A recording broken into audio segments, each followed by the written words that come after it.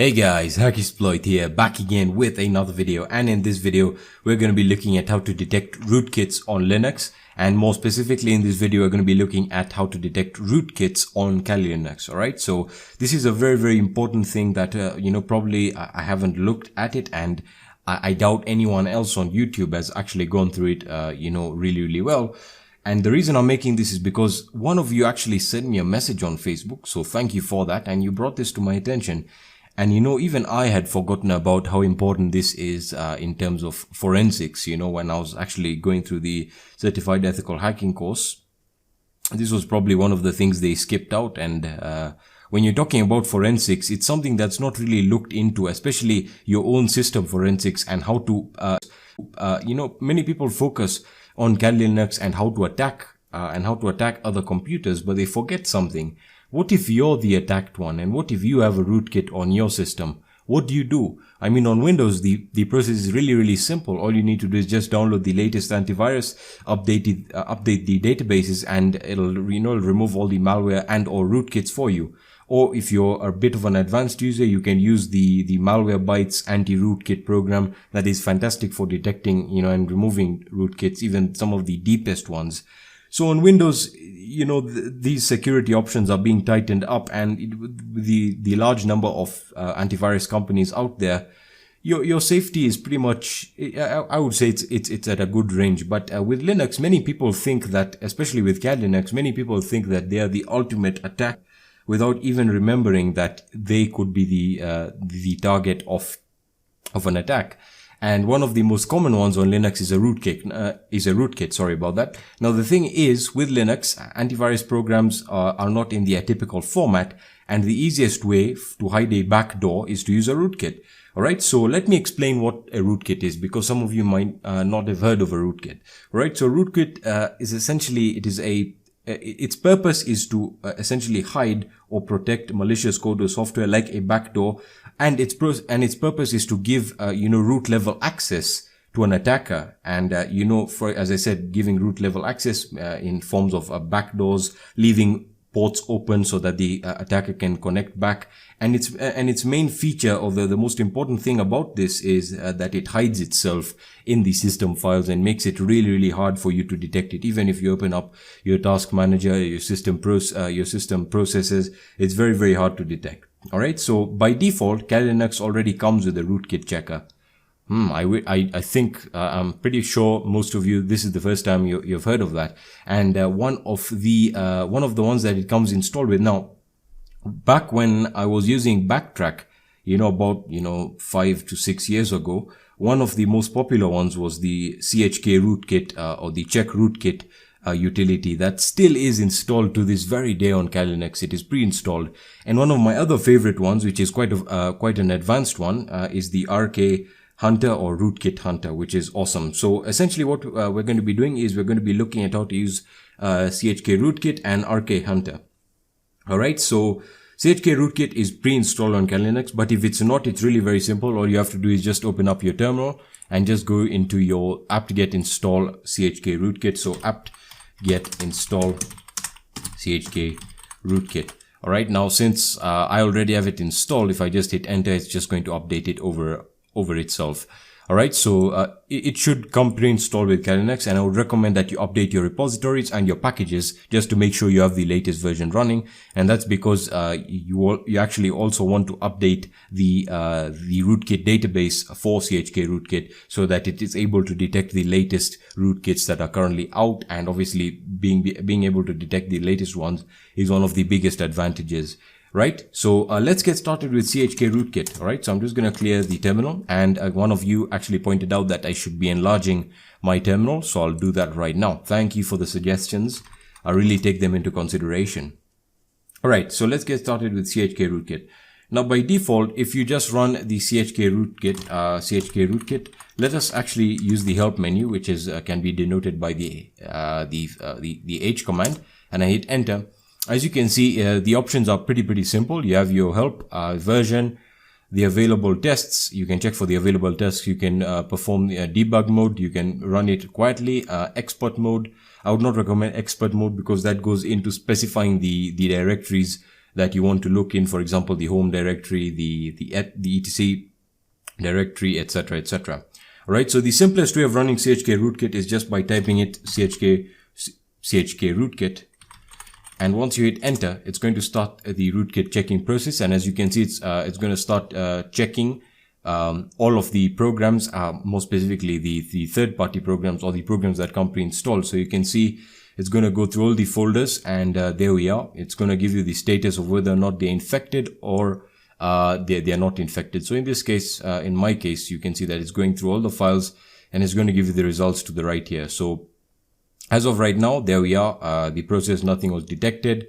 And if I just scroll all the way down, there we are. It is done. And there we go. Now, by default, as I said, this is a very, I would say an old tool in the sense that I've used it before on older operating systems like Backtrack, but it works great on any other Linux distribution. And that's also what I wanted to point out. If you're performing forensics on a Linux distribution that is compromised some way, this is fantastic, you know. And I also want to cover forensics really well, because many people are just focusing on how to attack computers. They're really not focusing on their security, which I think is really important. You know, you shouldn't take it for granted just because you have Kali Linux installed on your system, or any other Linux distribution installed for that matter.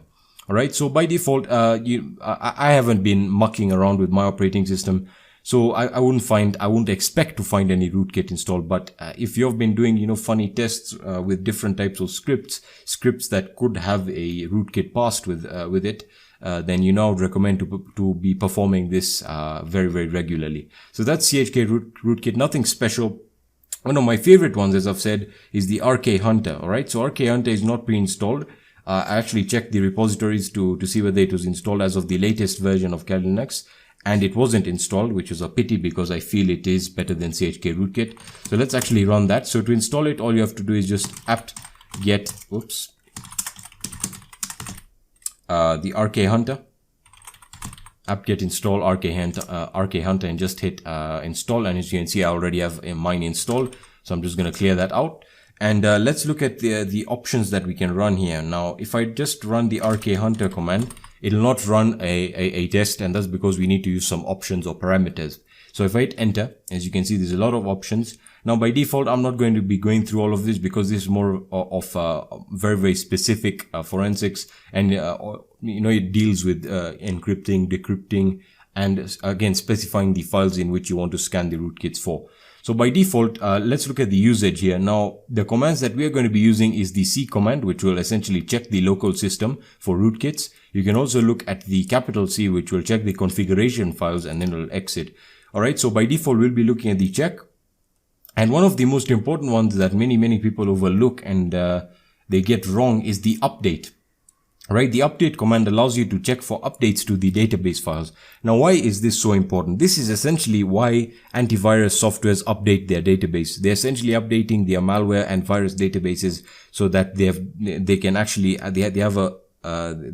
have a history of the latest detected rootkits, and viruses, etc. So it's very important to check for updates to the database and to update them and update the database so that you have the latest versions, and your system, or in this case the utility rkhunter, is able to detect the latest rootkits installed.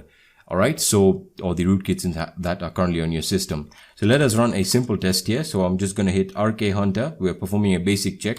So rkhunter and C, alright, the rkhunter and C command, the small c or lowercase c, and just hit enter, and this will start checking for the rootkits. Alright, so just hit enter and just give it a few seconds. Now again, this is probably a more advanced tool for those of you who are looking for one and you're moving or you're looking into computer forensics. This is a fantastic tool as well.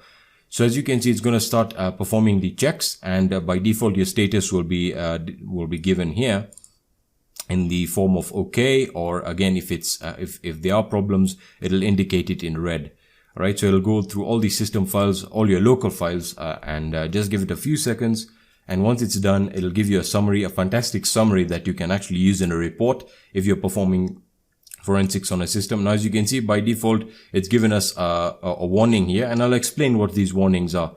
As I said, it's going to use its its own detection systems to tell you whether, whether there could be a problem. It doesn't mean that there is an actual rootkit installed. It just means that there could be something that you should look at or fix immediately that could leave your system vulnerable.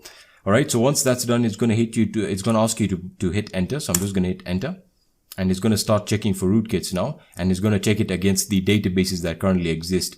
So you can see you have your Door rootkit. Well, that was actually quite a popular one. The Apache worm, really dangerous there. Let's see what some of the other good ones. I remember there was the Bobkit rootkit. That was also something really interesting that I looked at. Some of these are quite new actually, like the F8 rootkit, which I actually looked at a few months ago. It was actually last year.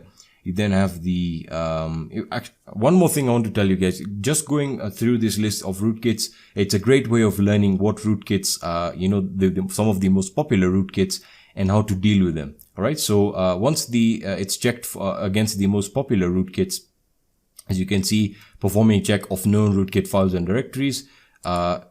Just hit enter, and I'm going to do that right now, and it's going to perform the additional rootkit checks. As I said, this is more of an advanced tool, and it'll give you advanced features. So just let it perform the additional rootkit checks. All right, there we are, checking for possible rootkits, rootkit files and directories. Nothing found so far. It's moving on to the next step, and after it is done, it's going to give you a very advanced summary of the scan that you can use in your reports. So for those of you who are asking for forensic videos, here you are. This is more of an advanced section that you asked me to cover, and this is for you. So again, just let it complete, and I'm just going to let it complete. So there we are. We actually have a warning here, which is telling me checking for suspicious shared memory segments. So that is more of an advanced it's more of an advanced forensics topic that deals with memory segments. Now for those of you who have done the CompTIA A+ certification, you'll actually know what the shared memory segments means. What it means is that you're sharing your memory segments. If that's, for example, if you're using two you're using two RAM sticks, not a singular one. One of them could be used by another system and has some of the data still left on it. All right. So now it's going to ask me to hit enter, and I'm going to hit enter, and it's going to check the network. It's going to perform checks on the network. So it's going to check for open ports. Very important, because as I said, rootkits are usually, especially some of the newer rootkits, like on some of the latest Sony hacks, one of the rootkits, one of the special features was that it opened a few open ports. It opened a few ports that the attacker could connect by, and once that happens, that's that. So as you can see, SSH root access is allowed on my system. Yes, it is allowed, because as I said, I'm running this on a virtual machine and I'm controlling the environment.